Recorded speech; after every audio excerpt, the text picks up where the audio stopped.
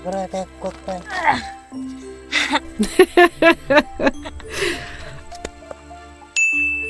Hi guys! Welcome to my channel! So for today's video guys is mangunguha po tayo ng gabi para gagataan po namin mamayang hapon. So tara guys, samahan niyo ako.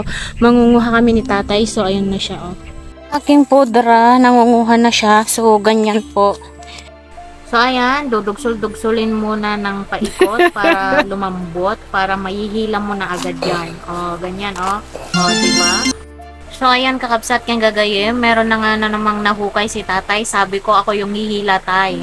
So ayan, pinagbigyan naman ako, tapos o.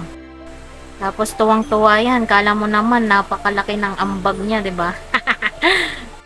Kala mo naman nahirapan sa paghila no?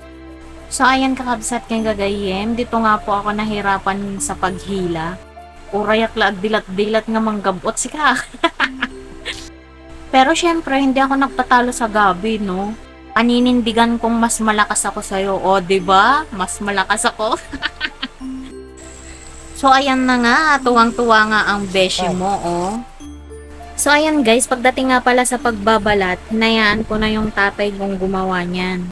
Kasi nga mga beshi ko, pag ako ang nagbabalat, ayaw na ayaw ni nanay kasi nga nakamot ako. Oo, kasi alam nyo naman, bawal yun. Kaya sabi ng nanay ko, wag na daw akong makialam, ipaubaya ko na daw sa aking pudra Kels. So ganyan na nga po pala siya after. At kami nga po pala yung hindi sinasama yung dahon guys. Ayaw po namin kasi yung lasa ng dahon ba. So, pagkain namin to guys, so walang pakialamanan. Charis!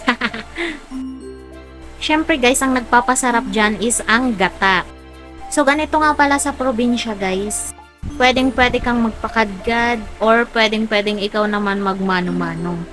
At dahil nga nandito yung aking poging pamangkin, siya na yung pinaggadgad namin. O, diba?